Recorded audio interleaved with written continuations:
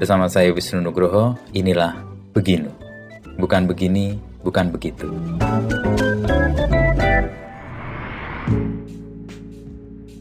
Halo pendengar setia Beginu, selamat datang di episode terbaru persembahan Kompas.com dan Media Podcast Network.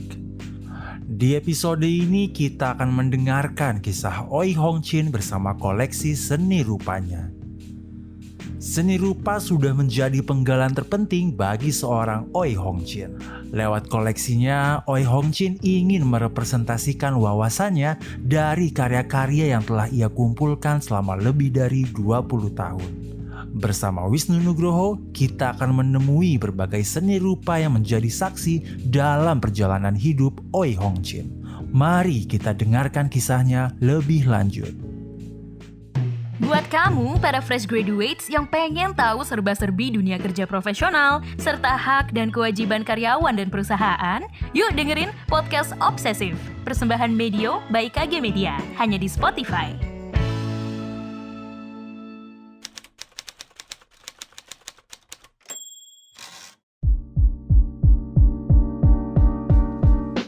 Dokter, ahli tembakau, dan ini nih Kolektor. karya-karya seni. Ini gimana ceritanya Pak Oi bisa memadukan tiga hal yang mungkin orang lihat sesuatu yang berbeda-beda tapi bisa. Sebenarnya ceritanya itu panjang. Saya kira memang tidak mendadak ya. Semuanya ya tergantung dari lingkungan hidup dan bagaimana kita dibesarkan ya selama pertumbuhan kita.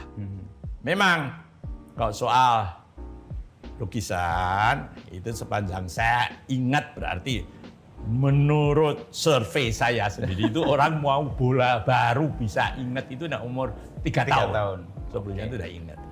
Itu saya ingat saya itu di rumah yang kita tinggal itu sebenarnya rumah kedua, yang pertama di tempat saya lahir itu saya nggak ingat.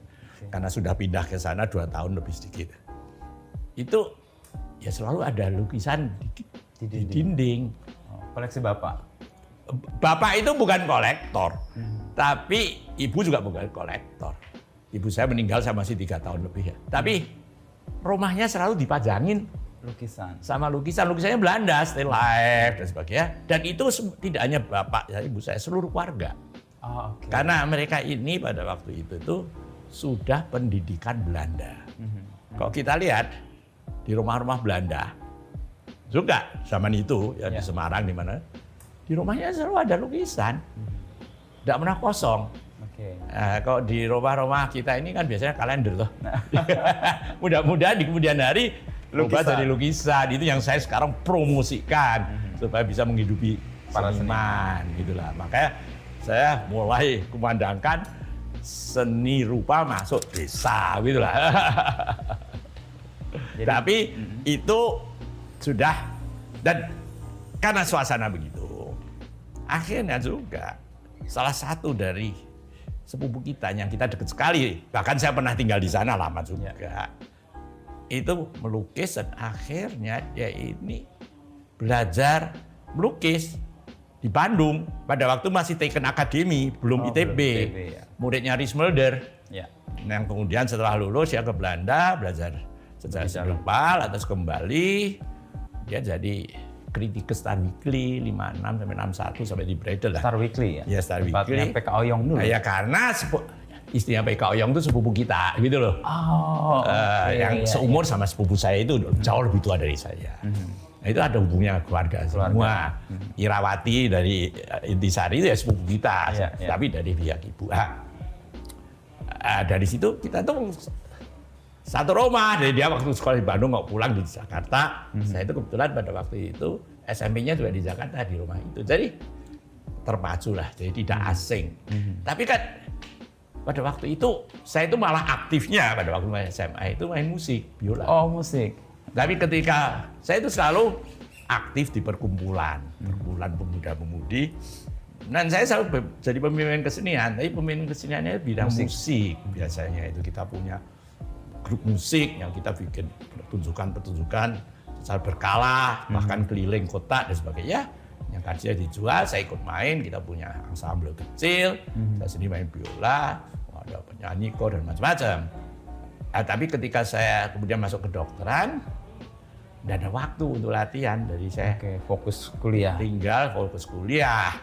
Tapi ketika selesai semuanya sudahan. Dan dalam perjalanan ini ya saya tidak pernah lepas kok. Kadang-kadang, ada pameran ya lihat. Tapi kan nggak bisa koleksi, belum punya duit. Kok seneng, wah bagus, gini-gini. Sampai ketika sudah kembali lagi, sudah kembali dari belajar sebagai ke Magelang. Nah, di sini dekat dengan Jogja. Pusat atau tempat para seniman. Di situ yang membuat saya jadi total, ya separuh dari hidup saya lebih menggeluti seni. Mungkin kalau saya tidak tinggal di Magelang ya beda. Saya kira kalau saya tidak tinggal di Magelang itu saya nggak punya museum. Karena pergaulan dengan seniman-seniman yang begitu erat. Karena pada waktu kan ada kolektor. Karena mereka tahu ada yang membeli lukisan, mesti didatengin. Apalagi seniman muda itu kan butuh. Mereka ya biasanya bukan ekonomi kuat untuk membiayai pelajarannya, ya perlu jual karya. Kalau di Jogja kan tidak ada aturan.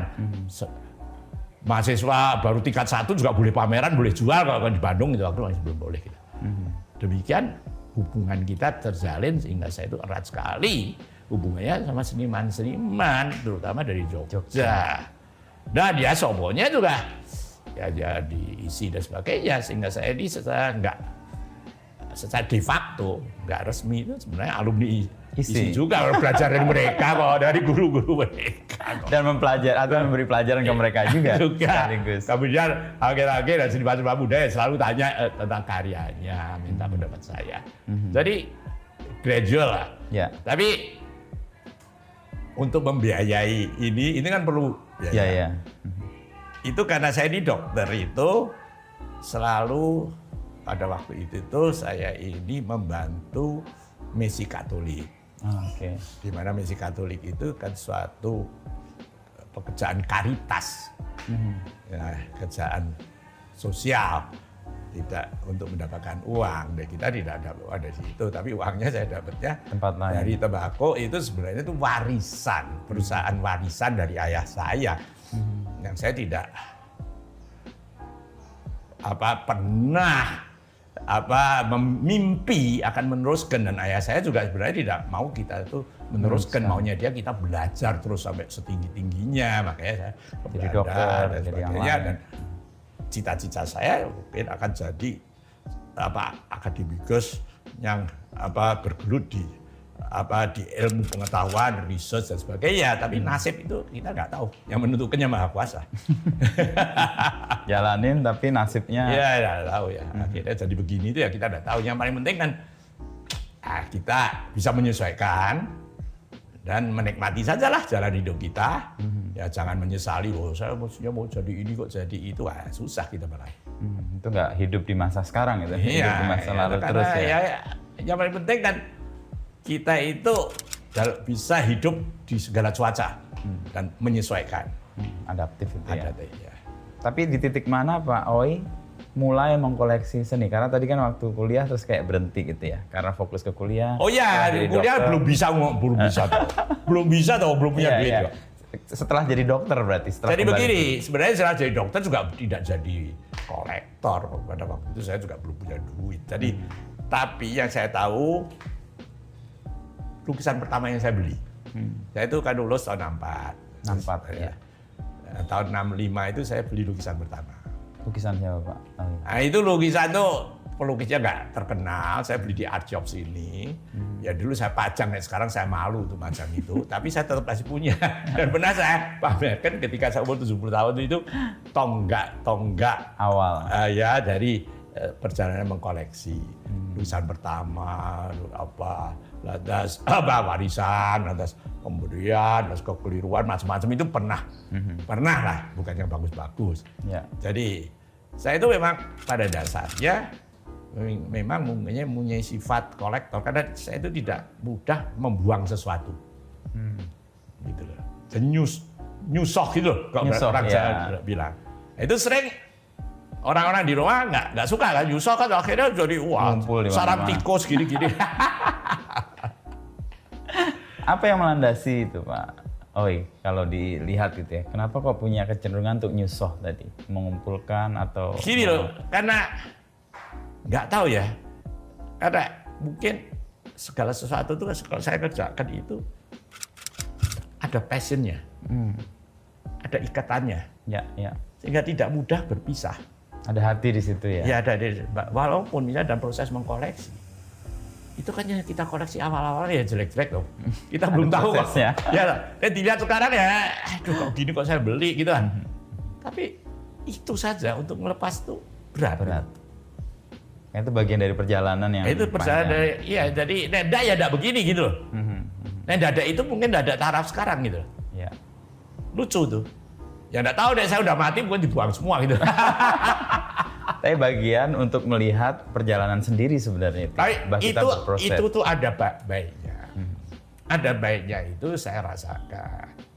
Ketika saya mulai mengeluarkan buku pertama Exploring Modern Indonesian Art, ya, itu tahun berapa itu ya? 2004 kalau nggak salah pada waktu itu, yang ditulis oleh Helena Spanyat. Ya. Pada waktu itu kan lukisan-lukisan oke lah, saya ambilin bareng sama Helena Spanyat. Lantas captionnya lukisan itu, captionnya sebenarnya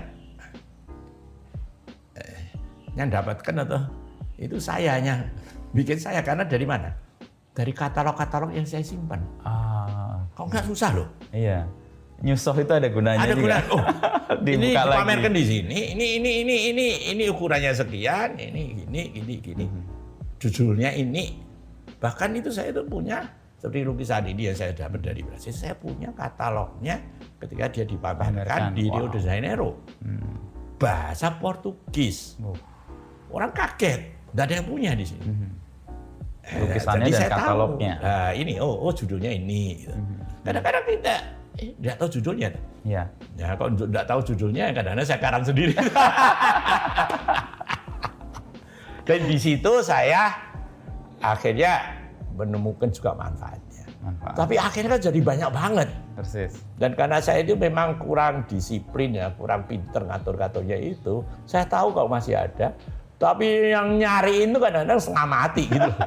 Karena ingatannya di Pak Owe, yang lain sudah nyari. Ikut saya. Nah ini waktu dulu ikut tante masih tua. Nah, sekarang makin tua kan saya kurang. Jadi sekarang ini saya sedang nulis kan, nulis tentang autobiografi. Ya, gini, yang ya, Mas Bre mau lihat itu ya. Itu tuh kan ada hal yang saya ingat. Oh ini ada di sana saya baca. Ini di sini saya ada saya ini. Tapi kan saya yakin itu masih ada. Tapi nyariin di mana nggak tahu. Pak Owe sendiri nggak menemukan atau Ya kadang-kadang menemukan setelah dudah, makan waktu gitu. bongkar-bongkar Kadang-kadang lantas saya ingat, oh ya di sumber sana mungkin pernah ada. Oh saya kan pernah nulis ya. Saya lihat dalam buku yang kumpulan tulisan saya, mungkin ada. Udah. Jadi gitu-gitulah. Nyusoh itu seperti alat bantu untuk ingatan kita ya. Tuh. Menyimpan lagi. Betul. Memori kita nggak muat, taruh di nyusoh. Karena gini, memori kita itu kan terbatas. Tapi lucunya itu kan begini. Dan itu memang fisiologis untuk secara biologis, fisiologis itu bahwa biasanya kalau kita makin tua, yang kita lupakan paling dulu itu yang akhir. Oh, justru yang akhir. Yang akhir, yang dalam itu sudah merasuk. Udah sampai di... Ini yang akhir ini masih di permukaan luber dari otak kalau kita. minum air itu luber. Luber. Sementara yang dalam tetap bertahan. Gitu. Justru begitu, terutama nama dan sebagainya itu. Ya, apalagi yang kita tidak interest. Ya. Makanya sering kriteria saya kok ditanyain orang. Lukisan itu loh, dulu kan kita pernah kasih lihat, ya berapa lihat. Itu gimana gini. Nah, saya tidak ingat ya, bilang pasti nggak bagus. Atau nggak ada interestnya di situ. Saya tertarik masih ingat gitu. Ya. Nah terus perkembangan dari sekian banyak pilihan, lalu kemudian sekarang fokus untuk beberapa karya yang Pak Owe tadi kita lihat semua ya. Itu gimana tahapannya Pak Owe? Maka Hendra, terus Avandi, tadi kita Dan lihat itu Subagio. memang one man show. Oh. Yang milih cuma saya. Karena seluruh koleksi ini, kenapa saya kok hafal walaupun dulu ya sekarang memang ada orang saya yang ngadu di komputer. Dulu kan ada. Pak Oi semua one man show. Ingetan semua. Gitu. Dan saya ingat semua karena semua lewat mata saya mutus. Walaupun kadang-kadang itu saya nggak tahu ya di mana kadang-kadang. Tapi suatu waktu pasti saya cariin. Dan saya cariin tuh ke Singsal baru saya tahu. Nggak pernah. Waduh, bertahun-tahun ada yang datang kecil ke Singsal. Tapi satu ketika tuh, ketemu di belakang satu lukisan gede. Oke, ketutup. Gitu. Nah, tapi kadang-kadang bisa ketemu sudah dimakan rayap. Pernah. Ya. Jadi memang susahnya itu maintenance, pemeliharaan, makanya kita harus mengusahakan tempat penyimpanan yang baik. Sebaik-baiknya yaitu harus humidity regulated. Jadi kita punya penyimpanan yang paling gede itu memang humidity regulated. Kita pasang instalasi itu. Untuk membuat dia lebih tahan ya. Jadi Indonesia ini kan sangat rentan terhadap jamur, ya karena kelembapannya rendah, juga debu, jadi harus tertutup. Lantas serangga. Wah, pernah kok saya masuk ke dus, hanya karena tempatnya nggak tertutup, saya ada kacau, saya semprot kan. Tapi yang di dalam dus itu kan kacauannya nggak mati. Bolong-bolong dimakan kacau, itu pernah kok.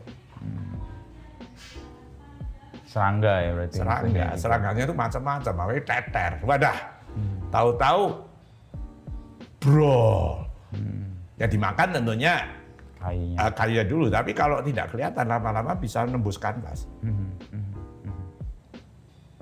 Tapi terus fokusnya tadi Pak Oi memilih karya-karya tertentu yang kemudian ada di sini ya. Jadi kita lihat semua, pertimbangannya apa Pak Oi? Di antara sekian banyak pilihan itu. Pertimbangannya saya kan selama ini saya kan juga belajar banyak, baca banyak, dengarkan banyak, ya kalau tahu aja lumayan lah, gitu kan. Yaitu sebagai museum, apalagi setelah kita itu memutuskan bikin museum yang karena dorongan seniman, tentunya juga pendekatan mengoleksi.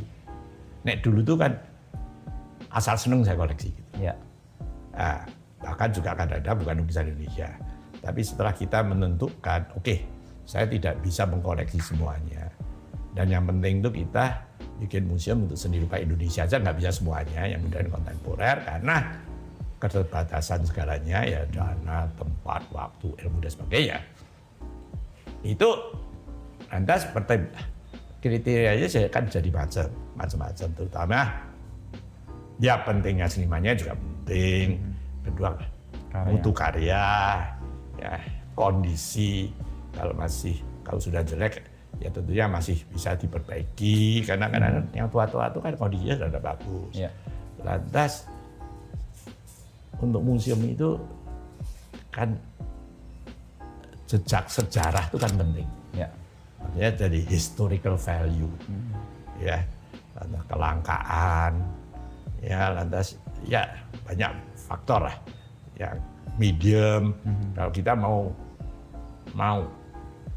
dari satu seniman, tidak mungkin dari semua seniman kita mau lengkap. Tidak mungkin kita ada kemampuan. Tapi seniman-seniman yang menurut kami itu penting dalam sejarah seni rupa Indonesia, nggak bisa diabaikan sama sekali, harus ada itu untuk museum.